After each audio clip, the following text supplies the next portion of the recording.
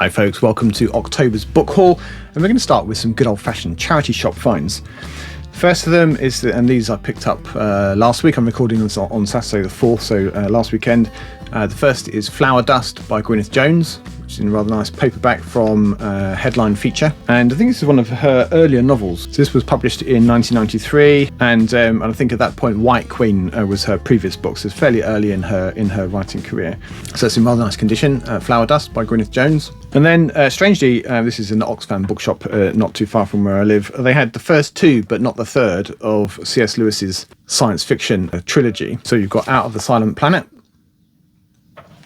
and Perelandra, also known as Voyage to Venus.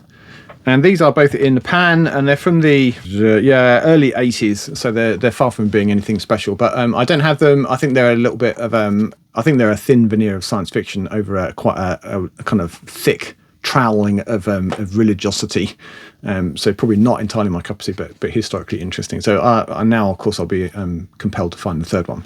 And then I think in that same trip to that same Oxfam, I picked up a Blu-ray of The Road. I don't normally talk about Blu-rays here, but since it's in my pile here, I'll cover it. Obviously, based on the Cormac McCarthy book, the most depressing science fiction book ever written. The movie isn't much better, honestly, but both very good, but not something that's going to cheer you up massively of a Sunday afternoon, I wouldn't have thought. And then actually we're jumping around a bit now, but this all same Oxfam bookshop, but a week later, New Worlds 1, which is edited by Michael Moorcock, of course, and this is short stories that previously appeared in New Worlds magazine, usually during the 1960s. I think this anthology is from the early 70s, I think. Yeah, 1971, and it contains stories by the likes of all the big new wave names. So Thomas Dish, as an introduction by Michael Moorcock himself, J.G. Ballard, M. John Harrison, John Sladek, Keith Roberts, Brian Aldiss, John Sladek again, J.G. Ballard again, Barrington Bailey, and then an essay by M.J. Harrison too. And it's in pretty nice condition. I mean, it's a bit chipped, but for a book that's 50 odd years old, then it's doing not bad. So happy to have that. I've got one or two of the other New Worlds, sort of quarterly, roughly. They were due to come out. I think I've got New Worlds 4. And in last week's visit to the Oxfam bookshop, which it would have been excellent if I could have recorded some shelf browsing footage, because it was a particularly good one. And I did have my camera and microphone with me, but unfortunately there was a mother and child in the shop at the same time, and the child was fairly blameless and quite well behaved, I thought, from what I could hear anyway. But his mother had a very loud and penetrating voice, which meant that it was pretty difficult to record. I decided not to in the end, but they had obviously had quite a substantial collection dropped on them, and that's normally the source of kind of science fiction gold. On this occasion, I didn't get too much of it, mostly because I either had it all, because it was a lot of Larry Niven, which I've got a bunch of, or it was all fantasy, which I wasn't interested in. But they did have someone's entire Ben Bova collection, from what I could gather. There were a lot more than this, but I picked up what I wanted to get from the Grand Tour. Certainly the not the very recent ones, but which were kind of collaborations with other people, I think. But as you'll see, there's quite a few here. We've got Mercury, and these are in UK first edition hardbacks from the early 2000s. So nothing kind of epically valuable or anything like that. But they're in perfect condition, and I shall try and squeeze them onto my shelves. So Mercury, there's quite a few of these. Jupiter, Venus. I quite like the cover art and the graphic design for these. Saturn. So all the planets. The first of these was Mars, and that was from the 1980s sometimes, and it wasn't issued in a hardback, at least not in the UK, and just in a paperback, and I had that somewhere else on my shelves. I had that for a while. And then the other three are The Precipice, which is the first book in the Asteroid Wars trilogy, and then The Rock Rat, which is the second in that trilogy. And these, all the hardbacks, I think they were either $2.99 or $3.99. I don't recall. I'll be able to put it on the screen as usual. And then The Silent War, which is the third book in the Asteroid Wars trilogy. But they're all in, as I say, absolutely pristine condition. I don't know why they've even really been read. And the text blocks all, there's no lean or anything nasty like that. And the text blocks all in pretty good condition, not too yellowed. So I was very happy to get those. Although they do present something of a shelf space challenge, but I guess that's the perennial problem, and I'll just have to deal with that. I think I'm right in saying that's all the charity shop finds, but compared to recent months, that's a bit of a bonanza. And then I did a bit of list-based shopping. I wanted to get a copy of Dr. Blood Money because it's on the David Pringle 101 Best Novels list. And I've also kind of somewhat half-heartedly decided I'm going to accumulate. I'm not calling it collecting yet, because I think there's an element of obsession involved in collecting these a science fiction masterworks with a black spine from the early 2000s or very late 90s. And Dr. Blood Money is number 32 in that set of, I think it's around 70. And this one's from 1990. No, it's not 2000. So, and it is in, it's in mint condition. In fact, I bought this on eBay, and I think there's a guy selling, he had the entire collection, he's selling each of them as individual lots. And I think I paid $9.99 for this. It was a bit more than I would ideally spend, but it wasn't a random purchase. I needed a copy of Dr. Blood Money because it's on that list, and I didn't have it. So, that's how I convinced myself that it was worth spending that money. That did include postage, so it's not too bad. And then a bit randomly, I got an email from Adam Roberts, who I've spoken to once or twice, and he watches the channel, if you can believe that, from time to time.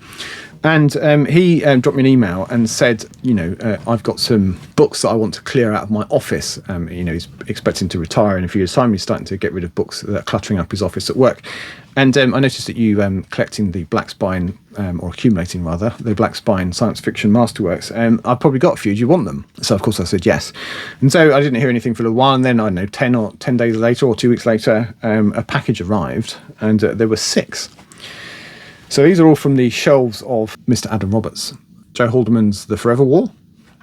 This is number 1, actually, the first book evs in the Black Spine Science Fiction Masterworks series, and this one is from 1999, and it's a first impression in this edition anyway, so can't go wrong.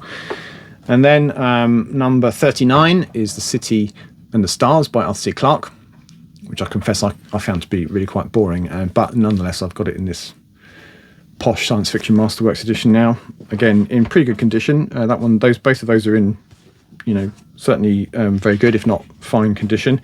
And then we've got The Rediscovery of Man by Cordwainer Smith, which is number 10.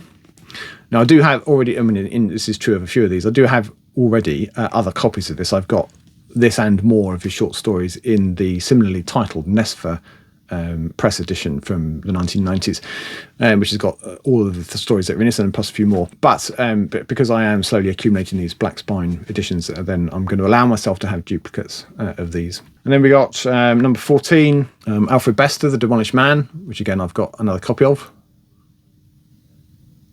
It's rather splendid. I've said this many times, but I really love the artwork on these editions, much more than the sort of washed out version of usually the same image that are on the much later Yellow Spine editions. And then we got the Book of Skulls by Robert Silverberg, and Do Androids Dream of Electric Sheep by, of course, Philip K. Dick. So that's another 6, so 7 including the Dr. Blood Money that I bought by myself. So 7 to add to my collection of around 13 or 14, I think. So I've now suddenly got over 20 of them, of the 70 something that there are. So I'm far from having a full set, but certainly moved me along quite a bit. So Adam, if you happen to be watching this video, then thank you again for sending me those. It's very kind of you, and I do really appreciate it. So Charles Stross is an author whose science fiction output I have enjoyed over the years, and I've decided to be a bit of a completist about his output, and I'm almost there. I've got 2 or 3 more books that I'd like to get. Not that I don't already have copies, but I'd like to upgrade from paperback to hardback. So the first of those I managed to track down is a copy of Empire Games, which is the first of the follow-on trilogy from the Merchant Princes series, which I've really enjoyed. I've read them a few times now. So that's the first book. I have ordered a copy of the second book. That's kind of on its way. It didn't arrive in time for this haul video. But at some point in the not too distant future, I should be doing a career overview of Mr. Stross, certainly for his science fiction output. And then in that spirit, I've also got Charles Stross's Neptune's Brood, which is a sequel to, what was it called? Saturn's Children, which is a space opera diptych of his, and I can't remember if I've even read Saturn's Children. I'm not sure I have, but so that's that completes the set, and again it's in a nice hardback from Orbit. So a bit more obsessive completism on my part, and I think it's just with the exception of kind of 1 or 2 obscure kind of chapbooks and novellas, 1 or 2 of which I have, but there's a couple that I'm missing, I think. Aside from those, I think I've got a short story collection that I've ordered that's on its way, and then the other 2 of the Empire Games trilogy. And then I think I'm done with Charles Stross's science fiction output. So as I say, collection overview to come at some point. And then I started to go down this rabbit hole, and I think whilst I did kind of tiptoe into it, I don't think I went too far down, but there's a danger that I could.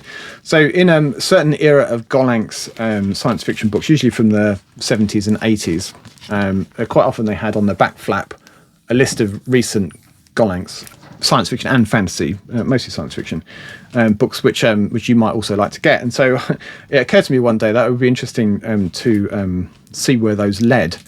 Sometimes they lead to books that I've already got, but then those books also have a list of books on them, and so what might they have that I might also like to get?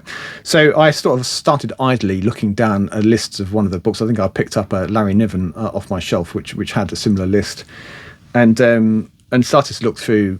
How could I find copies of those books at reasonable prices? And the answer to that is yes, you can find them, but no, they're not very reasonable. They're typically £30 or £40, and whilst I would like to get some more, I'm not that desperate just yet. So I'm going to be picky about it, and I've only got this one because it was inexpensive. I forget how much, but it was kind of a tenner, something like that, maybe a bit less. And it's Keepers of the Peace by Keith Brook. I was interested in Keith Brook because he's recently done some collaborations with Eric Brown, and also whose work I've been collecting, too strong a word for it, accumulating, back to that word again. So, and this is, I think, Keith Brook's debut novel. It's from quite a while back, I think the late 90s. No, beg your pardon, early 90s, 1990, in fact. It could be the start of a very slippery slope, but I think I've managed to drag myself out. but no guarantee I won't slip down it again. And then 2 or 3 weeks ago, somebody mentioned in the comments that they've never heard me talking about David Wingrove's Chung Kuo series, or Middle Kingdom series, and they're quite right, I never have. Although I have read them a couple of times in the past, but I don't have copies anymore. I've read the first of the original series of Chung Kuo, which Wingrove kind of got bogged down in. Eventually, he couldn't get it published, and he felt compelled, I don't know whether he was forced to, but he certainly felt compelled to rewrite the whole thing, adding some preliminary material and then some more sequels that he didn't get to the first time around. And those were published in the 2010s, I think it is. Yeah, 2011 by Corvus. And there's, I don't know, 14 or 15 of those. And then that ran out of steam and it was picked up again by another publisher later. And I think I'm right in saying that he subsequently died, so it was never finished, or if it was finished by somebody else. Anyway, I read the original of the first series from back in the whenever it was, 80s, I think. And then I also read, at some point in the past, the first of the reboot, if you like, the rewritten series. And so I had a little look online to see if I could find a copy. So I'm not sure I want to collect all of the Corvus editions of the very many that there are, but I recall enjoying this one. So this is set in England. Actually, it's nothing to do with China, but in England that's economically depressed, post-war of some kind. Europe has basically fallen, and the populations of individual towns are sort of defending themselves against the populations of other towns, and it's a bit sort of rape and pillage kind of thing going on. And then towards the end of the book, if I remember rightly, the Chinese, in the form of their sort of technology, invade. So that's the tee up for the first book. It's got this rather nice cover. So I do recall enjoying that. And as you can see, this is from Corvus from 2011, as I said. So I don't think I want to get the others as well, but who knows? This next book was plucked off my Amazon wishlist by Christian Thorpe, who's in Utah in the US. And it's not the first time that he sent me a book. So Christian, thank you very much for sending me this. I do always appreciate receiving a book unexpectedly, and always puts a smile on my face. So this one is one I'd actually forgotten I'd put on my wish list. And the author, Nick Snape, is somebody that I follow on Blue Sky, and he's a self-published or independently published author, typically writing space opera, although he does dabble a bit in fantasy as well, I believe. And I think somebody else I know had read one or two of them as well, and they enjoyed them. So I like the sound of, I think it's a trilogy, the Wrecking Squad trilogy, and this is the first book, also called The Wrecking Squad, by Nick Snape. It's a space opera. It's a sort of space opera-y heist thing, I think. So it says on the back here, featuring the action of aliens, so check, the camaraderie of Firefly, another check, and the infighting of The Expanse, another check.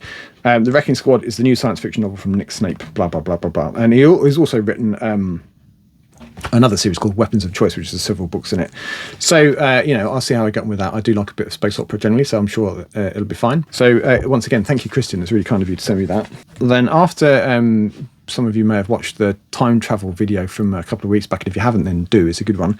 And I looked at 2 or 3 books that I hadn't actually read yet. And whilst I had a couple of them, I didn't have this one, which is This Is How You Lose the Time War. And I think I saw this in a charity shop, actually. Maybe I should have included this in the first part. But this was near my office in Richmond in London. So I grabbed it. It was only, £2 or £3, or maybe £4. Actually, it might have been £3.99 because it's a new book. It's a slender novel.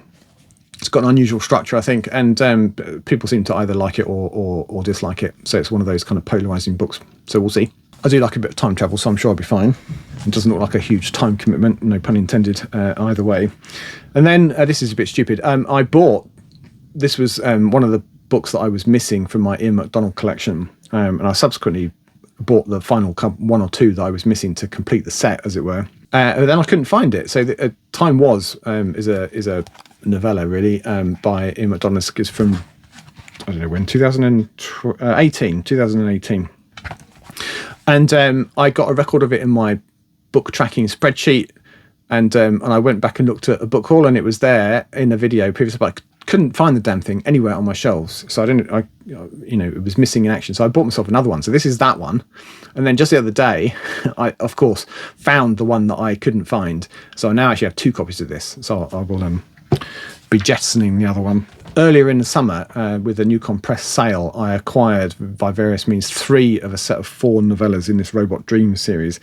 And so I was missing one, so I sought it out and paid a bit of money for it. So it's According to Kovacs by Andrew Bannister, which is the 4th to complete the set. And the other 3 are by Ren Warham, Justina Robson, and Tom Toner. So happy days. So these are all signed limited editions. With number 6 of 50. I recently enjoyed the first book in the so-called Blue Tin trilogy, which is Pattern Recognition by William Gibson, and I've already got Spook Country, which is book 2. So I thought I might as well. So I enjoyed Pattern Recognition, and I will get to Spook Country at some point.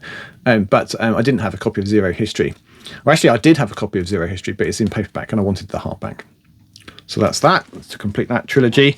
And then this, I was very pleased to find this. So Chris Beckett's another British author whose work I've been busy hoovering up, and the only one I think I'm right in saying of his that I don't have or didn't have was a short story collection, The Peacock Cloak, which is a new compress limited edition in the hardback. You can easily find it in paperback. It's kind of print on demand, I think, but I particularly wanted the hardback. And you can, because they're a limited edition, they're a bit pricey. So you typically can pay 30 or 40, maybe even £50 for a limited edition. I just didn't really want to spend that much money, much as I like his work. And I was kind of pottering about on eBay, and I found a copy which was listed by World of Books, not the most reliable source of quality books, I must admit. And it was priced at $17.99, which is more than they typically charge for paperback. So there was a decent chance of it being the hardback. But I wondered if it was going to be the limited edition, and I wondered whether the condition was going to match what they said. I think they said it was very good. But I took a punt for $17.99, certainly compared to the 30 or 40 pounds I might otherwise pay for it. And lo and behold, it was exactly as described. So it is the hardback, it is a limited edition, it is signed, and it's in perfect condition. So that was a World of Books win. So I'm pretty happy about that. Let's see, yeah. So it's not a particularly low number for what that's worth. So it's number 146 of 150. And this collects the short stories of Chris Beckett. I think it's the preceding 4 years. The Turing Test collected a bunch of stories for over quite a long period of time that I read fairly recently and really enjoyed. And this one is from 2013. So for basically the stories that he'd written and had published since the Turing Test was published in, I think, 2008. So it covers a 4-year period pretty much. And it's got an introduction, I think, by Chris himself, yeah, and then a bunch of short stories. I've enjoyed all of the short stories of his that I've read, so I'm sure I'll enjoy these too. And perhaps as importantly, that completes, I think, my Chris Beckett collection. So that's another author overview that we'll do at some point. Regular viewers will know that I've kind of waxed lyrical about how much I've enjoyed the Sun Eater books by Christopher Ruicchio, and until the 6th one, Disquiet Gods, which I didn't enjoy anywhere near as much as the others for various reasons. But I've indulged myself with the Broken Binding limited editions, or special editions actually, and the first 3 came last year sometime, and then the second set, so books 4 and 5, were offered earlier in the summer, and they arrived a few weeks back. So the first one, let's get this right around, is Kingdoms of Death, which is book 4. And it's got the usual broken binding thing of the sprayed edges. It's got it's printed on the boards. I'll take that off. It's printed on the boards, which is rather nice. The cover, there's an alternate cover on the inside, so you can turn it around back to front and have a different cover. I prefer the one that it's sort of on the front. And then it's also got custom artwork on the end papers in the front and the back. So So it's pretty fancy, a nice edition. I had the paperbacks before, and I've moved those on in anticipation of these ones arriving. So it's pretty cool. And then similarly, The Ashes of Man, which is the 5th book. Same deal. It's got the sprayed edges, different picture obviously, and then end papers. I forgot to say they're both signed by the man himself, and artwork on the boards as well.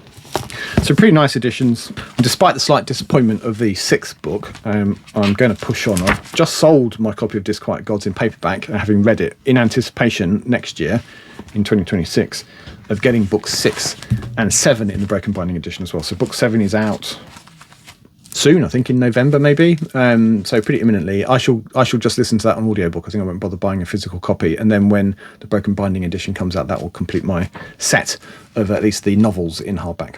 I was very intrigued by this. So it's a memoir / autobiography / tour of his career, written by Robert Silverberg, called Other Spaces, Other Times. And as it says here on the front, A Life Spent in the Future. So it's got an introduction written by the man himself, and then it's got sort of early autobiographical details about his youth and what he enjoyed reading, and how he was different to all of the other kids, and then his first years trying to get published. So it's the kind of details that I really like, and who he got to know along the way, and some, I don't know how salacious the details will be, we'll see, but interesting, his kind of connections and the friends he made in the publishing industry, the editors he got to know, the authors that he helped bring along, and a bit about the books that he's written along the way. So I'm sure that'd be really fascinating. It's not a hugely thick book, but I think it's jam-packed with interesting tidbits of the science fiction publishing industry, particularly in the US. Paul McAuley is yet another British author whose work I've been busy hoovering up and subsequently reading and really enjoying so far. So I had already, where's it gone? This is the copy that I already had. So it's an ex-library edition. It's in reasonable condition, but it does have all of the, it's had labels and what have you ripped out of the front. It's got stamps and a bit of scribbling on it as well. So it's I've wanted to, since the other books in the same series, in the Quiet War series, were in mint condition, I wanted to upgrade this one. So I've been looking for a while. It's surprisingly hard to find. Nearly all of the hardback issues went to libraries. So I would have just been replacing an ex-library book with another ex-library book. And okay, it might have been in slightly better condition, but it'd still be an ex-library book. So there's no point in doing that. Or you could buy them from specialist dealers, sort of £40-50. And, whilst I might ultimately have succumbed, I didn't really want to do that. So again, I was on eBay. I think it was somewhere like Awesome Books. It might even have been World of Books. And I found a copy of the hardback. It claimed it didn't say explicitly that it was an ex-library book. And it was $4.99 or something. So for $4.99, I thought I'll take a punt, and okay, if it's another library book, I'll send it back, as eBay make that really straightforward. And I saw there was no real risk to it being the wrong one. So in fact, it's actually pretty much as described. So it is the hardback, obviously, which is never guaranteed with World of Books whether you're going to get the right format. It's certainly in very good condition. I would say it's approaching fine, actually. The dust jacket does have a couple of kind of bumps on it just from shelf wear, but once you put a plastic cover on it, that kind of hides a multitude of sins from a condition point of view. So it already looks in much better nick than it did without the cover on. Whilst there is a tiny bit of spine lean, nothing that, would cause me to kick it off my shelves. The text block is in nice condition. It's not really yellowed at all. So I now have a full set of the Quiet War series in really nice condition. And I think I'm right in saying the only other book that I have a copy of it, but I would like to upgrade. The one that I'm seeking a hardback upgrade for is Cowboy Angels, which again is really hard to find in hardback at all. And the ones that you can find were issued to libraries. I've got a large trade paperback, and I would like to upgrade it, but that may or may not be possible.